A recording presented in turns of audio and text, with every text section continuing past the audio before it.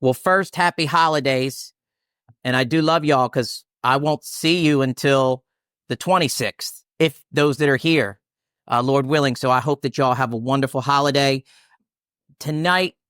So Craig, I met Craig through H&I, right? And man, he's a go-getter. Like, we're very similar. Like, the trauma he experienced as a young boy, like me too. Like, we have a lot of me too's, and we're both in graduate school, right? Now, prestige means nothing. Like, I mean, that doesn't mean I'm happy and peaceful, but like, those are some rewards like that are given to me, when I stay clean and work the program. And Craig is an example of that. So without further ado, Craig.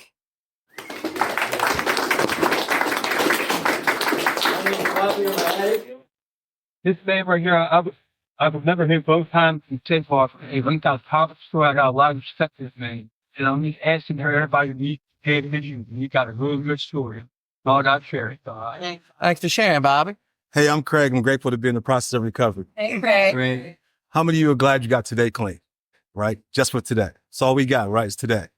I'm no different than you. As you said, he and I both, we met on this journey, right? But if I could just tell you a little bit about myself, I'm a guy who grew up in the inner city of Boston, from Boston, Massachusetts, right? Grew up in the projects. And at 13 years of age, right, we was always taught whatever happens in this house stays in this house, right? So I remember my mom went to work one day, and she had in the refrigerator a green Tupperware cup. And she told me, don't drink the stuff in my cup. Don't touch it, right? So, of course, me being inquisitive, she gone to work, I do what? I drink what was in the cup, right? Unbeknownst to myself, I took a green box fan, I put it on the floor, I turned it on because I began to sweat profusely, right? And I put the song Car Wash on. You remember that song Car Wash, right? Anybody? I'm dating myself, right?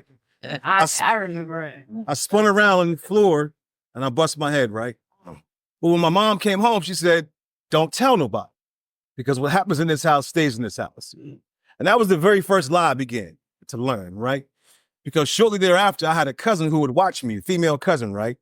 And she was my mom's favorite. So whenever my mom went to work again, she left me with her. And I remember her taking me in the bedroom with her, right?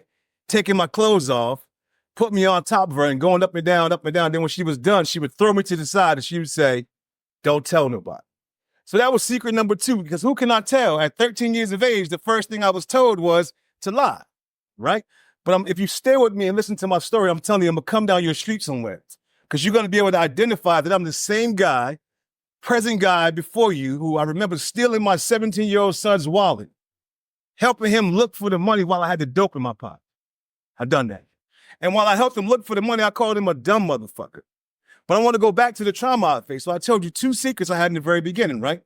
First was my mom telling me don't tell anybody about the drink. Second one was my cousin. Well, it didn't stop there, because I remember my aunt had a boyfriend, and he was a guy who was a hardworking guy. He seemed like he had everything together. So they always trusted the people to go with him, right? And I remember going to his house one day, and I was always taught as a little boy, we never slept, my brother and I, side by side. We always slept head to foot, right? That's just what we was taught. But I remember waking up in the middle of the night at this guy's house, and he had his mouth on my penis as I thought I was peeing myself. And as I began to stay stopped, he put his hand on my mouth and said, don't tell nobody. That was secret number 3. 3 things early on that should have literally killed me, should have wiped me out. And those 3 things at the beginning caused me to hide, caused me to begin to understand that I couldn't tell anybody how I really felt. But it didn't stop there, because I'm going to come down your street in a second. See, even with all that trauma, right, in the very beginning, I still couldn't talk about it. I still couldn't tell nobody my secrets. But lastly, man, I was a kid who was poor in the projects. And I remember going to get my hair cut with a neighbor around the corner who was very friendly with the little boys. And I went to get my hair cut, and I remember going to this guy's house. He shoved me down on the bed, put a white face cloth in my mouth, and penetrated me in my butt. And I remember walking home, guys, males and females, with the blood running down my leg, and couldn't tell nobody about it. Right. I'm telling you about trauma that caused me to get here, because trauma was the gateway to me getting high. So what did I do? As I got older, I couldn't deal with it. So I began to smoke crack to fix that little boy who was broken. I remember my mom being a prostitute when I was growing up, right? I remember the guy beating my mom so bad, beating her and beating her and beating her in the head, that I hit underneath the bed as a little boy. And as he left the house, when I came from underneath the bed, she said to me, I should have killed your ass a long time ago. I hate you. These are things that I was told as a young kid that I had no survival skills. I met my dad at 18 years of age, right? He said to me, hey, man, I know you think I'm your father, but your mom and I had a one-night stand.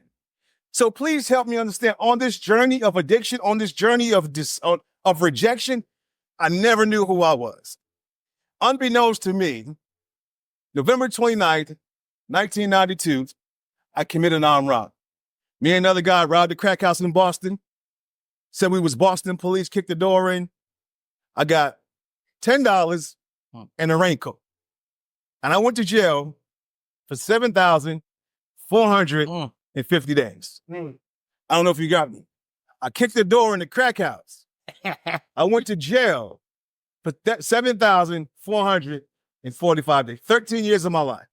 And that little boy who was violated the first time, the little boy who told the lie the first time, the little boy who was violated the second time, could never tell anybody what was really going on. Because every time I got up after doing 13 years in prison and getting out, guess what I did? I still smoked crack.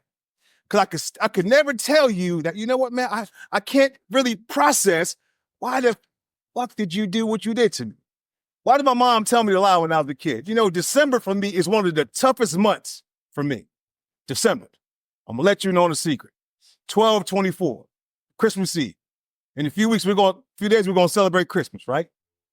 12/24 for me is a bitter, somber day because it was December 24th that my mom sat down in the crack house, she took a hit and she died.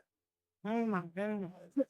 She was found on the floor by my 12-year-old sister with a broken stem, a broken plate, and the rest of the crack she couldn't finish.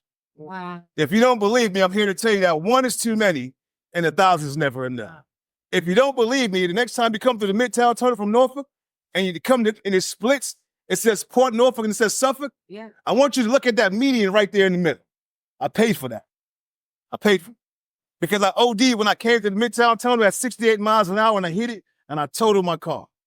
But not only did I total my car, I only had enough common sense to grab the heroin out my side console and run not 1, not 2, not 3, not 4, but 5 lanes across the interstate. And I still didn't have a problem. I'm the same guy who I have a son, who's my world. My son was a little boy. I want to talk about friends for a second, because you got to be careful who you call your friend. So I was going to my friend's house one day. My friend happened to be the dude I was buying the heroin from. Went to my friend's house, left my son in the car with the car running, went into the bathroom, sniffed the heroin as I peeked out the window to make sure my son was okay, got to the mall after I left, and the guy began to tap me on the shoulder and say, sir, we're about to close. As I'm in mid-nod as my son's on the other side of the goddamn mall. I'm here to tell you, man, that this thing does not get any better. It wants to kill you. And every time you pick it up to fix that little problem you got, it's only gonna make it worse. Because somebody said to me a long time ago, look, you were born looking like your parents, but you'll die looking like your choices. Damn, I'll say that again. Every last one of us in here were born looking like our parents, but you're gonna die looking like the result of your choices. And the last thing I remember was sitting in a nasty-ass crack hotel on Military Highway, room 106 in the Econo Lodge, and I was convinced I was gonna die. And let me tell you how crazy it was. When I was in there getting high, right, I checked in, and on the floor was a broken TV with a hole in it, and I still didn't care. We come here on this H&I commitment because long ago, I was at Virginia Beach site, ready to kill myself, because that little boy was still crying out for help. That little boy was still crying out for attention. The little boy was still crying out because I just wanted to be hugged, man. I just wanted to know that you really had that first of all, why did this stuff happen? And many of us were sitting here wondering, why the hell am I here? I'm here because it's a couple of days before Christmas, but you got to realize that, look, there's a God that loves you. And it ain't over for you yet. How do I know? Because I was driving down Little Creek Road and I saw somebody walking up and down the street aimless. And I guarantee you, I raised and said, how many of you are glad to have one day cleaning day? You wouldn't want to trade places. Nobody in their right mind wants, for me. I was the guy, let me talk to you real quick. I was the guy, I would find a crack rock in the goddamn salt factory. Yeah. I just knew that no matter where it was, I was going to find it. Yeah. Even if I had to die of dehydration from inhaling the goddamn salt, I was gonna find that rock because it didn't matter. And there was no limit to how I would go to get it. You know, I was the guy that I like to get high, right? I like to put stuff in my sock, in my pocket. And I was always famous. I was always famous for thinking that this little pocket right here, there was something in this little pocket because of that goddamn butt. And before the night was over, guess what? The whole goddamn butt, the whole pants pocket was tore off. And what I'm saying is, listen, getting high is not the answer to your problem. Because I have a question for you. If getting high is the answer, what is the question? Why are you gonna ask? If getting high is the answer to your problem, what is the question? What's the problem? And we all here as a result, one way or another, as either direct or indirect trauma. Because every last one of us in here can all identify with one thing. It's called pain. Because pain is the hell of a motivator. Because if you didn't have enough pain, the court wouldn't have sent you here, your family wouldn't have sent you here, your insurance wouldn't have sent you here, you wouldn't be here. But there was something inside of you that said, look, enough is enough. And for me, I got to a place where I said enough is enough. How did I get here?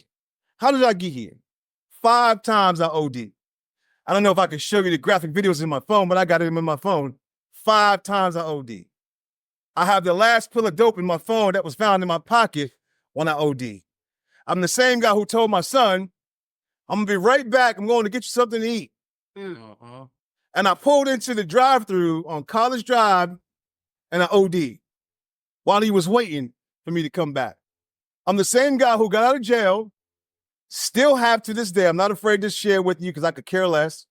Got a job in the shipyard. Started off as a fire wash, making $7.50 an hour. Let's do a little math. I was making $7.50 an hour. I had child support for 2 kids, $125 and $55 a week, respectively. I stayed faithful in that job, right? Today, I'm a supervisor in the shipyard. Ex-felon, ex-crack addict, ex-heroin addict, ex-liar, ex-thief, ex-anything you want to call it. Because lost dreams awaken, man, and new possibilities rise. They say that no addict seeking recovery need die alone, man. Our gratitude speaks when we care and share with others the NA way, the life-changing way, that you ain't never got to get high again. And if you get high after hearing me share with you the hell I went through, you're making a terrible ass decision. Because I went through enough stuff for everybody in here. I got enough scars and enough hurt and enough trauma for everybody in here to say, guess what? Me too. Me too.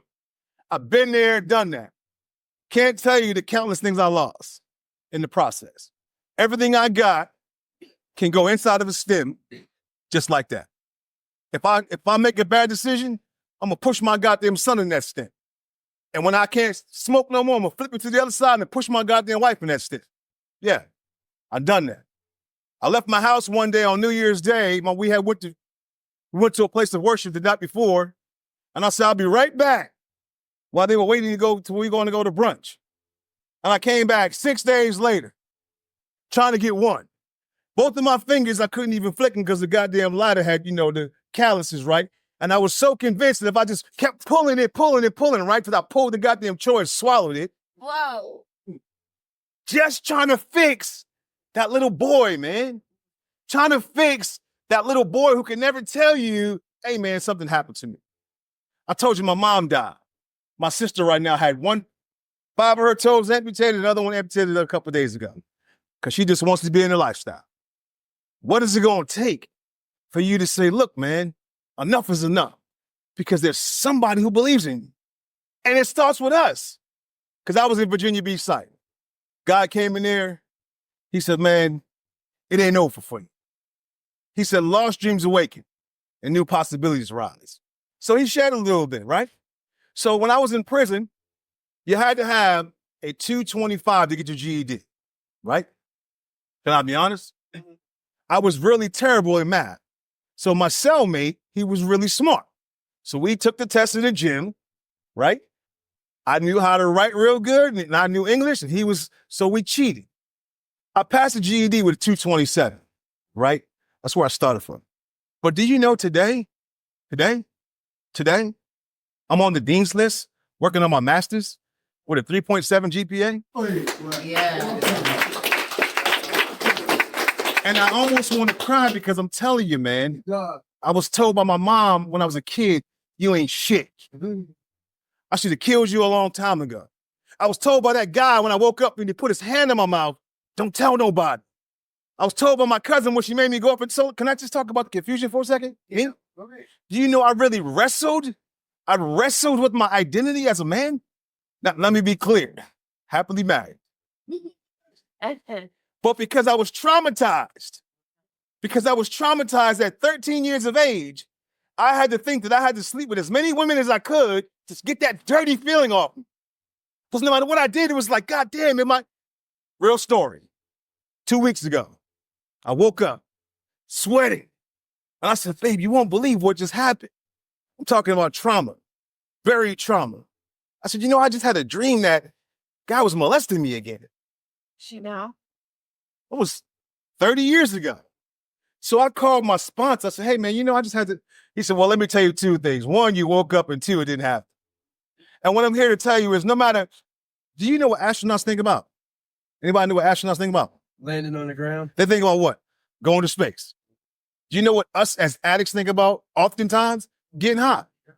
You can't stop the thought from coming, but you got to begin to deal with that stuff when it comes into your head, man, that no matter what you do, it ain't worth it.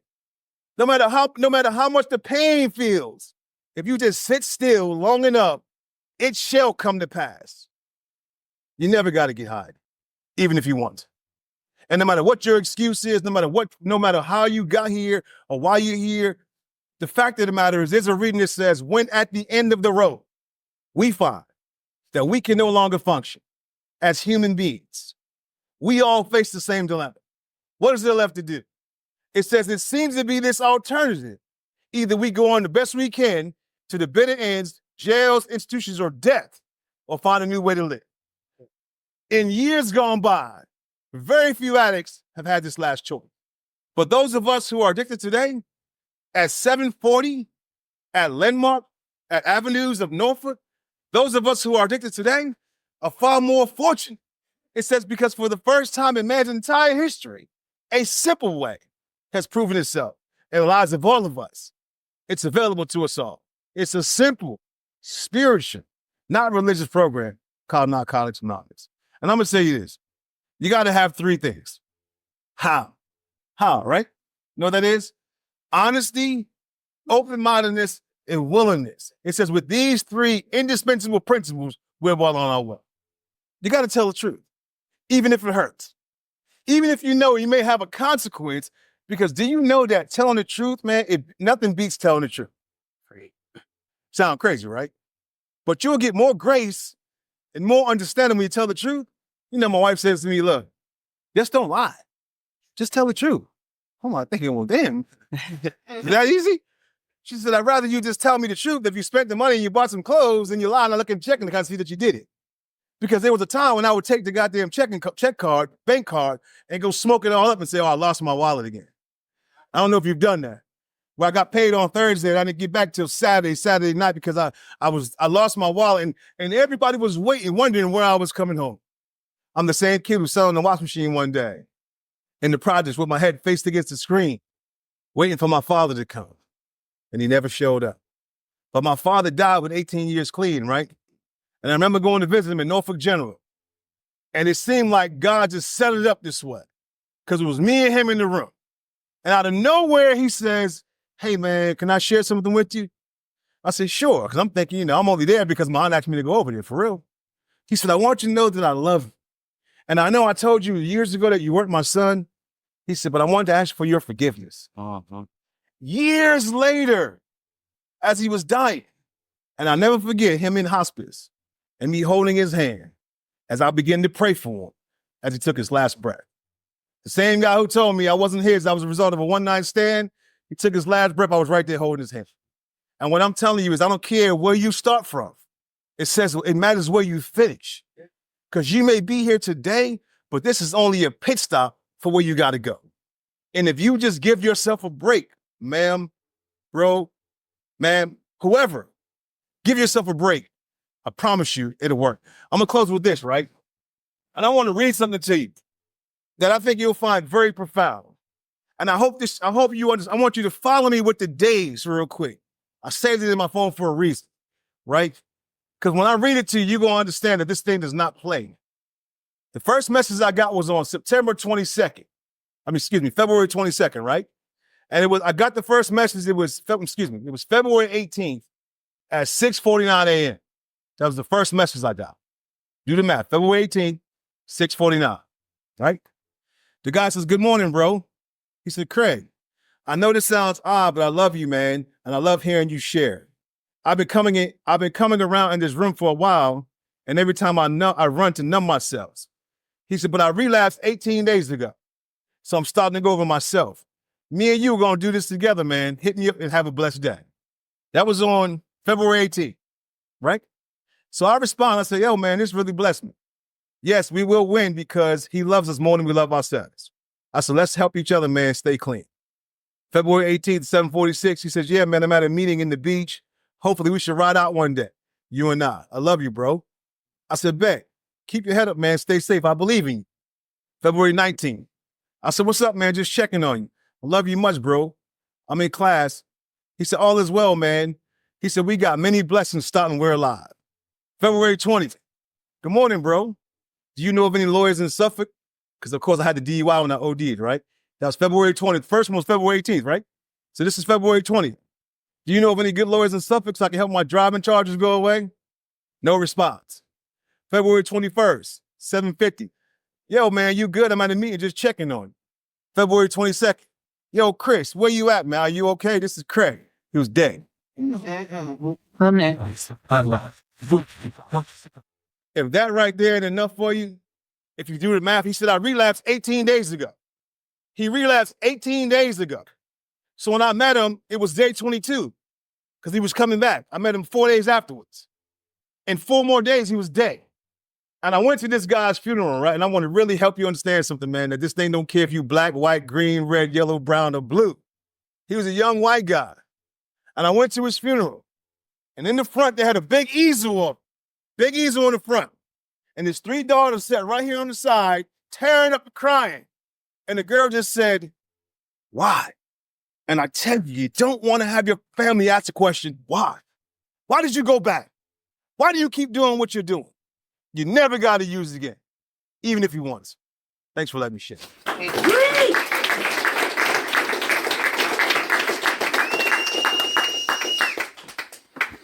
All right.